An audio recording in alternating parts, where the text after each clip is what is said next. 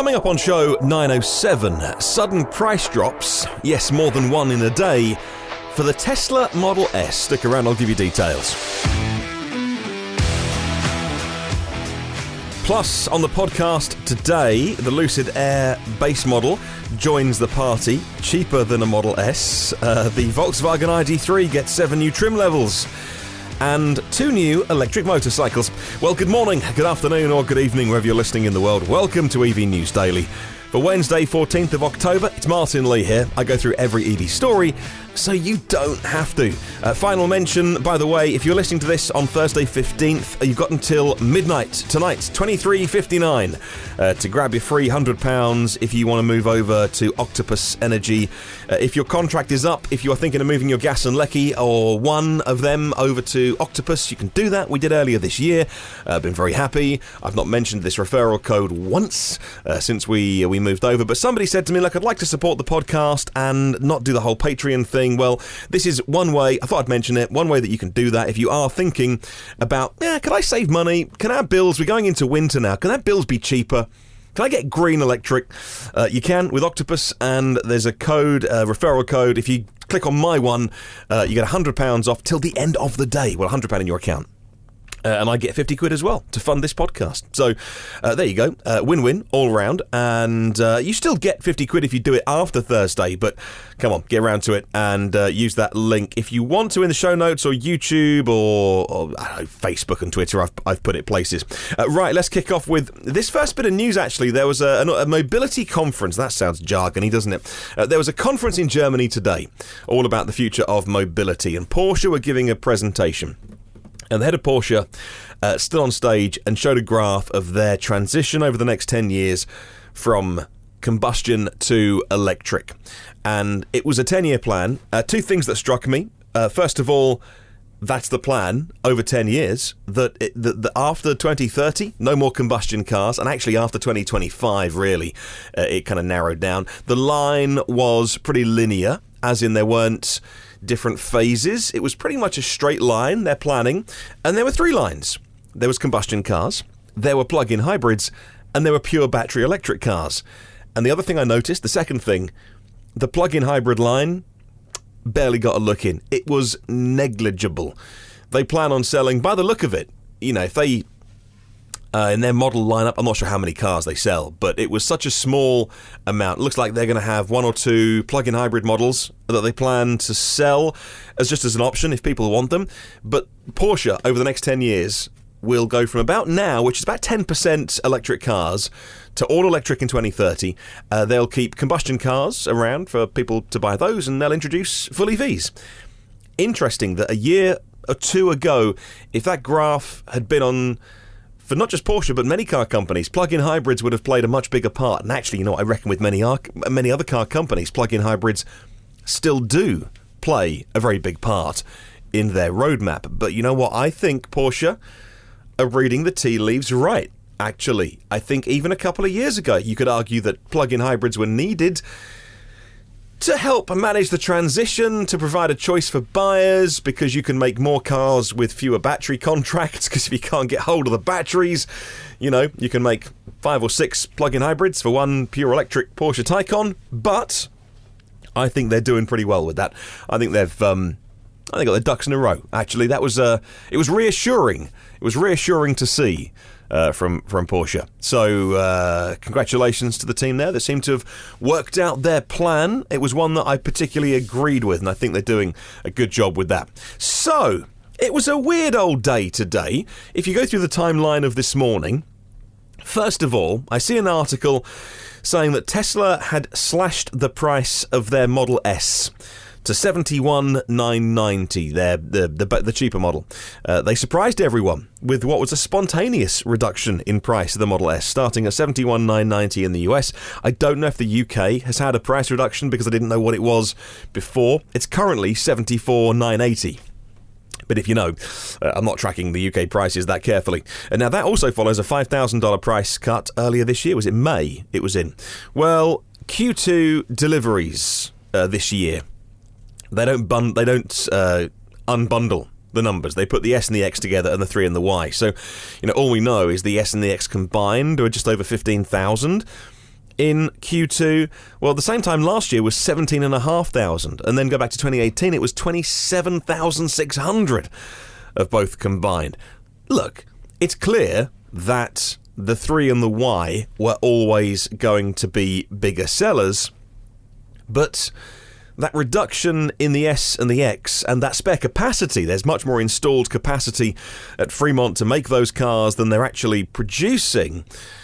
You can see it from both sides. You can say, well, there's no demand because people want the cheaper cars, or you could say actually that they haven't updated those cars. They're a bit long in the tooth, a 7-year-old design, and 7 years plus actually.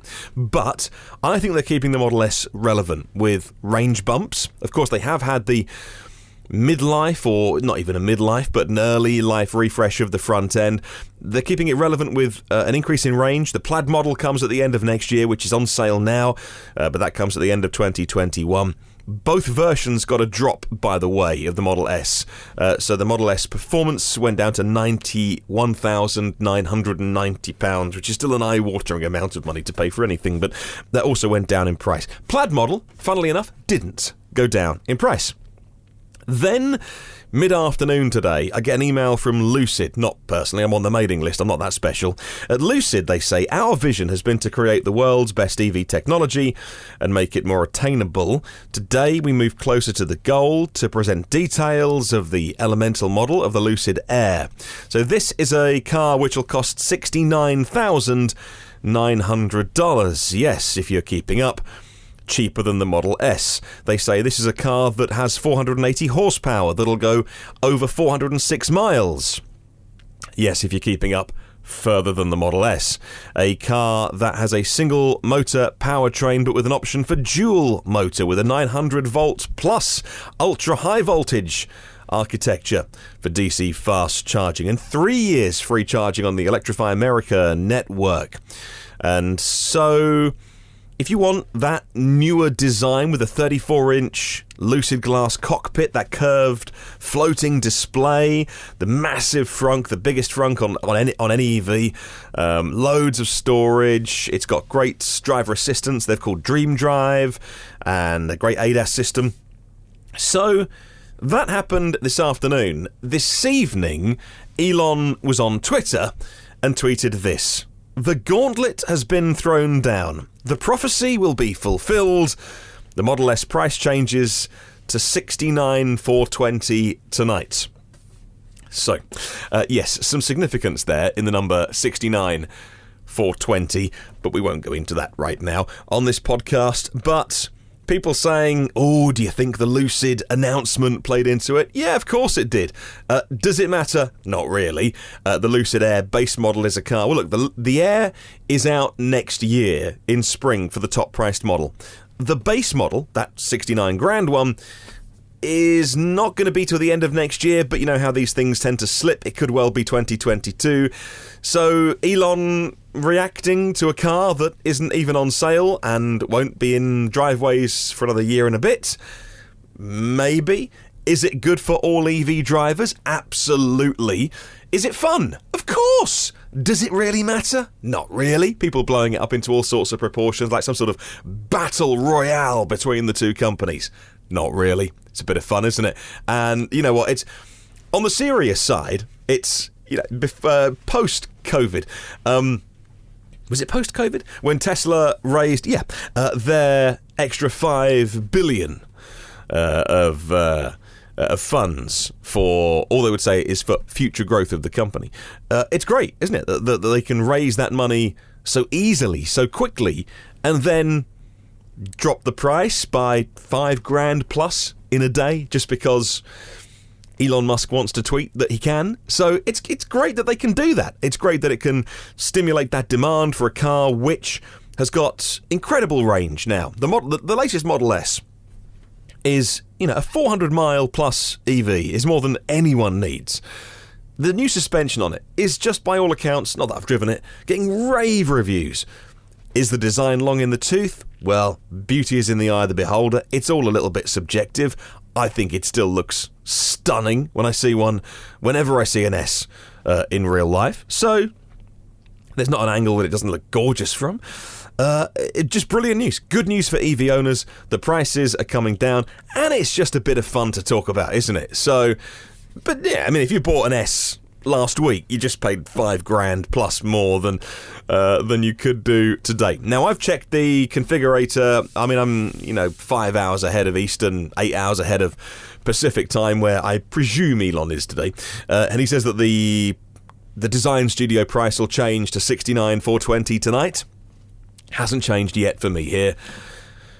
And I've got to go to bed. Now, the Tesla owners of Silicon Valley tweeted to Elon Musk, any updates on the Model Y 7-seater? He replied, yes, starting production on the 7-seater next month. So, that is November production start, deliveries in December. Brilliant news. So if you want a Model Y, you've been hanging out for the 7-seater, you finally get yours in December. So what do you reckon? Is it going to be front-facing seats or rear-facing? Sandy Munro has torn the car apart and will swear blind that they're going to be like the old Model S jump seats that used to be able to get. So that's what he reckons. Definitely not for adults, in no way. But some rear-facing kiddie seats, possibly. Really? Do you need 7 seats in a Y? Maybe, I suppose. Looking forward to seeing how they implement that. And staying with the Model X, Tesla is increasing the range of the Model X today. According to a new buyer of an X, and the Monroney sticker, which you get, says electric. Some of the new Model X buyers taking their deliveries now have got 2021 VIN numbers, and the vehicles come with a sticker on the window, the Monroney sticker, which shows a load of details, but interestingly also puts the range, the EPA range on the sticker, and that, for some reason, has gone up by 20 miles. Not been announced. The website isn't updated, but it's now showing for the Model X 371 miles on a charge, up from 351. The new range is not on the EPA website, Tesla's website. Still listed as 351 on a single charge at $79,990. Well, Panasonic has recently been talking about improving the energy density of their cells, the 18650 form factor cells, and the Model X may well be now in line to get those improved. About 5%. Panasonic said earlier this year, about 5% improvement. That would tie in with another 20 miles. And so could be that, could be something else. Let me know your thoughts. Well, moving on, just 4 weeks after the first British customers collected their ID3 from VW, the first edition, Volkswagen has announced pricing for the pre-configured series of the ID3 models. They've ticked all the options lists for you and whittled it down to 7 pre-configured series. Right. The lowest price of these, the ID3 Life, is going to be $29,990. Of course, we get £3,000 off. They've factored that in already for the plug-in car grant here in the UK. 6 of the models use the 58 kilowatt-hour battery pack, and one of them features the 77 kilowatt-hour battery pack, the one you find in the ID4, for instance. That does 336 miles in the ID3. At the top of the range, meanwhile, the 4-seater... Yes, the ID3 Pro S, because it has the bigger battery pack and therefore it's heavier, and it's not certified to be carrying 5 passengers, so it's only a 4-seater. Even though it could carry 5, only allowed 4, because the big heavy battery pack, I think, is the reason why you aren't allowed to carry somebody in the back, a third person. In the back, it's a real head-scratcher, VW. I'll leave it there. Those specs are the life, the style, the business, the family, the tech, and the max. And there's a whole long press release that goes into this where one of them has LED matrix headlights and one of them has, I don't know, certain... I lost the will to live. Honestly, it's overly complicated for the sake of being overly complicated. It reminded me of Apple's recent presentation where they used to just unveil their new phone. Then it was their 2 new phones. And then this week Apple did a presentation. And I got halfway through reading it, and I used to be the world's biggest Apple fan. And I probably still am well inside the walled garden of Apple, but it was the iPhone 12 Max, the Max Mini, the Max Pro Mini, the Pro Max Mega, and I'm like, oh God, I'd long for the days when it was just a simple Anyway, good luck VW with your 7 new specs. The ID.5 has been spied for the first time. That's if it's called the ID.5. Volkswagen has big plans for the ID.4. The German company sees its all-electric crossover, the ID.4, as a direct rival to the RAV4, the Honda CR-V, those kind of combustion cars, and it believes it has the qualities to become a strong seller. In order to meet the demands of a wider group of customers, though, they're working on an alternative body style, says Motor One. What you see in the gallery on Motor One are the spy shots of the ID.5. It's a coupe version of the ID.4. A bit like the e-tron Sportback.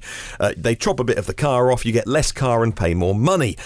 That makes sense. It's unknown what it'll be called. ID.5, ID.4 Coupe, ID.4 GTX, possibly. Whatever the name, the ID.5 will get a sloped roofline and a rakish rear window. The rear fascia has been modified slightly. It's got a new fixed spoiler with the integrated third brake light. And I'll pop a link in the show notes if you would like to read more. New electric motorcycles are coming. The electric motorcycle manufacturer Zero has a couple of new bikes for the model year 2021, shipping immediately from their Californian headquarters all around North America and Europe. It says Electrive, the 2021 lineup is led by their newest electric motorcycles, the Zero SRS and the Zero SRF, on a brand new platform. They've got battery sizes of 14.4 kilowatt hours and 82 kilowatts of power. These things look stunning, gorgeous. They're 20 grand. They start at 20 grand, and I would have one tomorrow if my wife would let me ride a motorcycle. But that's her veto, which she exercises regularly when I bring it up. And I could get an electric bike. Veto! No thank you, I'd like you in one piece. Final story today, Audi and FAW are establishing a new company to make EVs in China. Audi said today they've signed a memorandum of understanding with China's state-owned FAW to launch new premium EVs. As Reuters, Audi has a long partnership with FAW based in the city of Changchun in northeast China, and the German firm also plans to make vehicles, they say, with SAIC. They're based in Shanghai. They make the MGs, for instance. Audi will produce models based on their PPE platform, the Premium Platform Electric. That's the one that the Porsche Taycan is on, isn't it? And it'll be a new venture starting to make EVs in 2024. So don't hold your breath. Well, that's your show for today. Thank you for listening. Get in contact on socials or email. It's hello@evnewsdaily.com, and we can have a good old chinwag. 906 shows sit in the archive. If you can share the podcast with anyone, I'd really appreciate it. Help spread the word, all that kind of stuff. Thank you to our premium partners, Phil Roberts of Electric Future, Brad Crosby, Avid Technology, Porsche of the Village in Cincinnati, Audi of Cincinnati East, Volvo Cars of Cincinnati East, nationalcarcharging.com and alohacharge.com, Derek Riley from the EV Review Ireland YouTube channel, and Richard at rsimons.co.uk. It's RSYMONS, the electric vehicle specialists. Have a wonderful day. I'll catch you tomorrow. And remember, there's no such thing as a self-charging hybrid.